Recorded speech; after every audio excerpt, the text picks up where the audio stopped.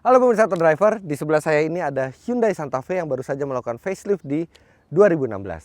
SUV ini merupakan alternatif bagi Anda yang mungkin merasa medium SUV seperti Honda CR-V atau Mazda CX-5 itu terlalu soft, tapi juga tidak mau memakai SUV leather frame seperti Mitsubishi Pajero Sport atau Toyota Fortuner atau Isuzu MU-X.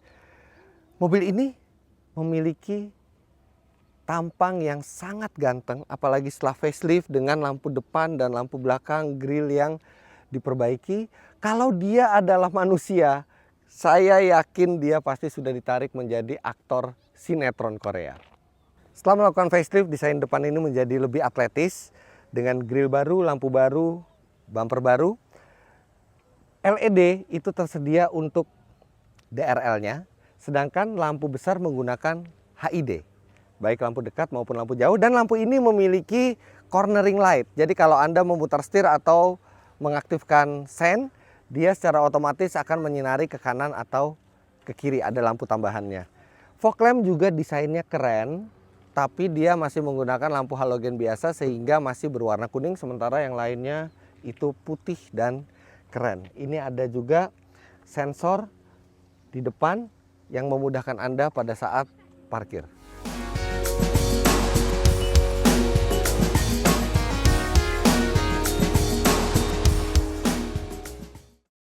Desain pelek baru, ukurannya tetap sama 19 inci dengan ukuran ban 235 dan aspek rasio 55. Ban 19 inci dengan aspek rasio 55 ini terlihat proporsional di mobil sehingga menambah karakter kekarnya secara keseluruhan.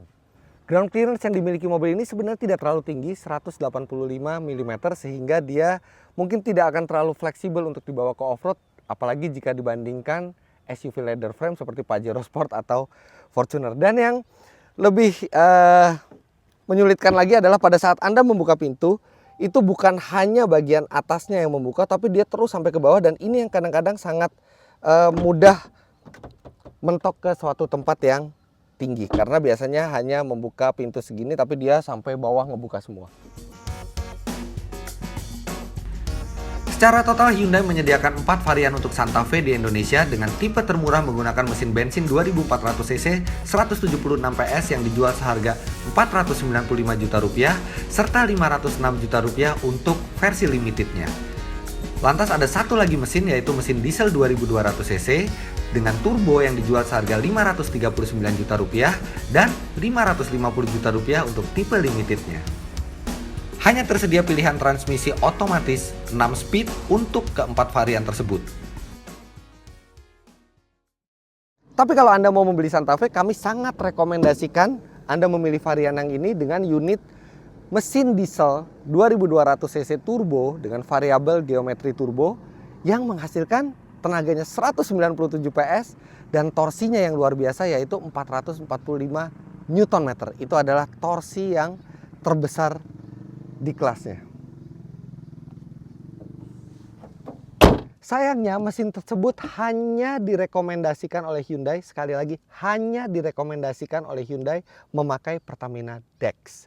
Mereka tidak merekomendasikan bahan bakar lainnya, walaupun itu Shell, Total, tetap mereka hanya rekomendasi Dex. Apa yang terjadi kalau Anda mengisi dengan bahan bakar selain Pertamina Dex? Apakah warantinya akan hilang? Ternyata Hyundai tidak berani menghilangkan waranti, jadi mereka bilang bahwa waranti tetap ada, tapi mungkin Anda akan lebih sering ke bengkel karena akan mengganggu sistem diesel particulate filternya.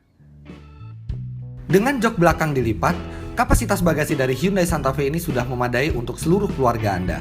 Namun jika Anda ingin memperbesarnya lagi, Anda tinggal melipat jok tengah dengan satu tarikan mudah pada tuas di bagasi. Bukan hanya fleksibilitas pengangkutan barangnya, tapi dia juga menyenangkan untuk akomodasi orang. Kalau dibawa pergi jauh liburan bersama keluarga, dia juga kepraktisannya sangat baik. Dia punya 2 laci penyimpanan tertutup, kemudian dia juga punya 8 penyimpanan terbuka dan 9 cup holder. Tapi kalau Anda punya supir berjalan di kota sehari-hari, dia juga sangat layak untuk diduduki di belakang karena ada beberapa alasan. Pertama, dia bangkunya empuk sehingga sangat nyaman. Kemudian dia juga masih menyediakan ruang kaki yang memadai, walaupun memang tidak seluas CR-V misalnya atau tidak seluas di Fortuner dan Pajero Sport. Tapi dia sangat memadai dan joknya itu bisa diterbahkan sehingga sangat rileks. Kemudian AC, biasanya kalau AC untuk penumpang belakang ada di konsol tengah, tapi di Santa Fe ini ada di pilar B yang membuat dia lebih dekat ke muka Anda, memberikan efek pendinginan yang lebih baik. Kemudian juga aura dari panoramic roofnya juga menyenangkan, dan bangku ini juga bisa dimajukan atau mundurkan. Kalau Anda tidak ada orang di belakang, Anda bisa mundurkan sampai posisi yang paling belakang. Lantas setelah facelift,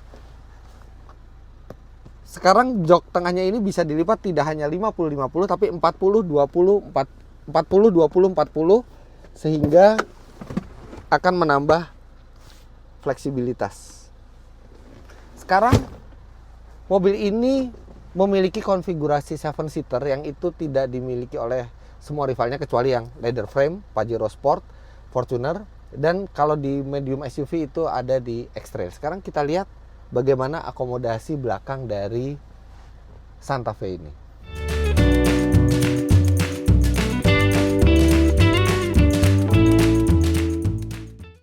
Dengan postur 177 cm, jelas bangku paling belakang ini bukan untuk saya.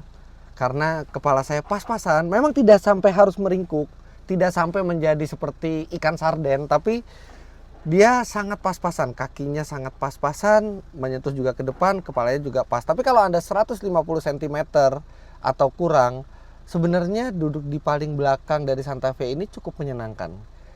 Pertama, dia dilengkapi dengan seatbelt 3 titik. Kemudian dia dilengkapi dengan pengaturan AC individual di belakang. Anda bisa menyetel 3 tingkat kecepatan, ada di kanan dan di kiri. Kemudian Anda juga memiliki 2 tempat penyimpanan dan ada 1 cup holder. Serta kalau Anda di depan itu kebetulan orang yang tadinya duduk di depan itu turun, dengan 1 tuas yang seperti tadi saya bilang pada saat menerangkan bagasi, Anda bisa melipat bangku depan dan selonjor. Apalagi di sini juga ada slot 12 volt untuk mencharge gadget Anda. Sayangnya bangku tengah ini dia tidak bisa dilipat lagi ke depan, sehingga tidak ada cara yang elegan untuk keluar dari jok paling belakangnya. Tapi kalau Anda anak-anak nggak masalah, kalau orang dewasa susah turunnya.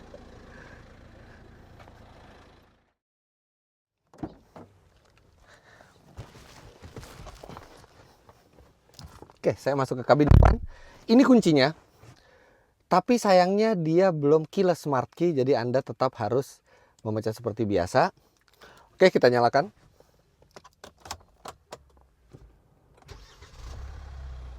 Dieselnya lumayan halus, tidak seperti truk bunyinya. Posisi mengemudi juga ergonomis karena dia bisa diatur naik turun, tilt atau teleskopik. Serta dia menggunakan pedal gas model organ seperti mobil-mobil Eropa. Ada tempat penyimpanan di tengah dan dia bisa diakses dari kanan maupun kiri karena dia modelnya seperti mengambang.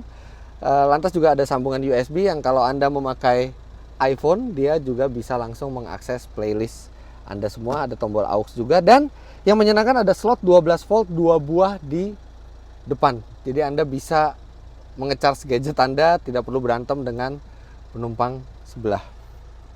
Setelah melakukan facelift, Santa Fe memiliki head unit dengan model yang baru. Dia terintegrasi, walaupun memang head unitnya masih belum dilengkapi dengan layar sentuh, sambungan Bluetooth, apalagi navigasi. Kemudian AC dia dual zone, kanan dan kiri diatur melalui tombol ini, dan tombol yang besar ini adalah untuk mengatur besar kecilnya AC. Setir di sebelah kiri dia ada tombol audio, di sebelah kanan dia ada tombol cruise control. Secara umum cukup positif aura kabinnya, apalagi dia dilengkapi dengan material-material empuk serta ada panel serat karbon di sekeliling ventilasi AC.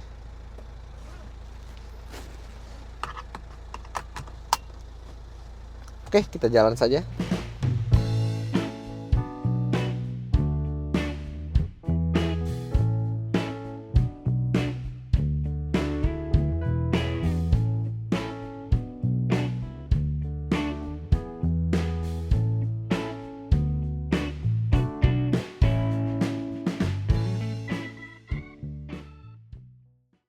Harus diakui mobil ini memang nyaman untuk dikemudikan, bantingannya lunak untuk ukuran sebuah SUV, begitu juga dengan keheningan kabinnya yang baik walaupun sangat banyak kaca di sekeliling termasuk panoramic roof. Kemudian yang menyenangkan juga pada saat Anda berpindah jalur, Anda bisa mengaktifkan sen setengah dan lampu sen itu menyala beberapa kali. Kalau di mobil Eropa itu namanya triple turn signal lamp, tapi di mobil ini bukan 3 kali menyalanya tapi 5 kali, yang mungkin itu lebih berguna untuk Indonesia di mana kita berpindah jalur memang membutuhkan waktu yang lebih lama. Bagi Anda yang mau mengemudikan secara agresif juga tersedia drive mode sport. Selain sport juga ada mode berkendara normal dan eco. Tapi di mode manapun Anda berkendara, tenaga mesinnya tetap terasa sangat beringas.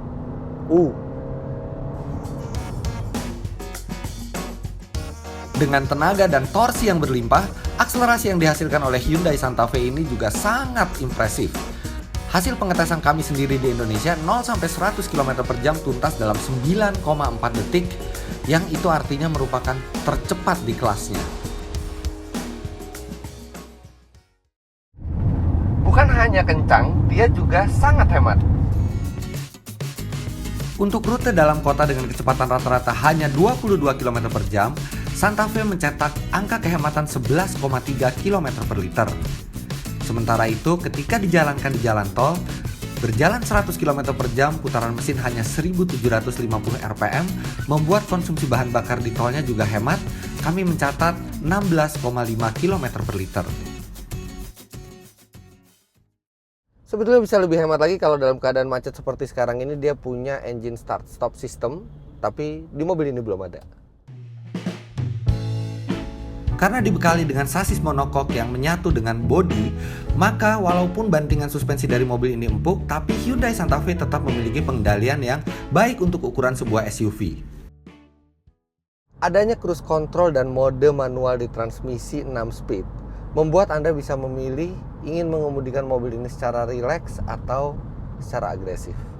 Tapi kalau saya lebih senang mengemudikan mobil ini secara rileks walaupun tenaganya sangat besar, apalagi ada panoramic roof di atas yang membuat kesan mahal serta aura kabin menjadi terang dan lega.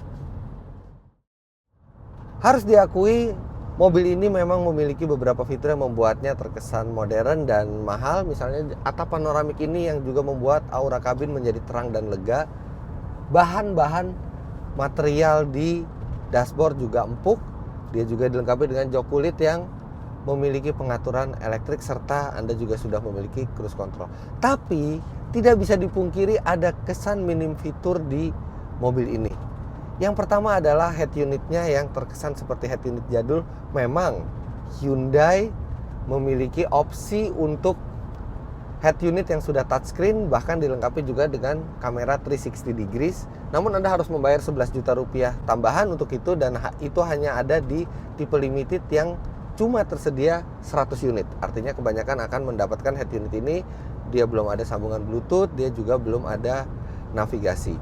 Lantas mobil dengan tenaga sebesar ini juga belum dilengkapi dengan stability control atau traction control, serta airbag juga hanya 2. Bahkan auto lock itu juga tidak ada, kita harus mengunci sendiri pada saat mobil berjalan. Tapi satu yang mengganggu mata adalah betapa banyaknya slot kosong di mobil ini. Pertama, di samping hazard kanan dan kiri itu ada 2 slot kosong. Kemudian di ruang transmisi, di sekitar transmisi itu ada 5 slot kosong. Dan di sebelah kanan juga masih ada 1, 2, 3, 4, ada 6 lagi slot kosong. Jadi total ada 13 slot kosong di mobil ini. Kalau saya beli SUV buatan Korea seharga $500,000 lebih, pasti saya expect mobil itu memiliki fitur yang sangat lengkap.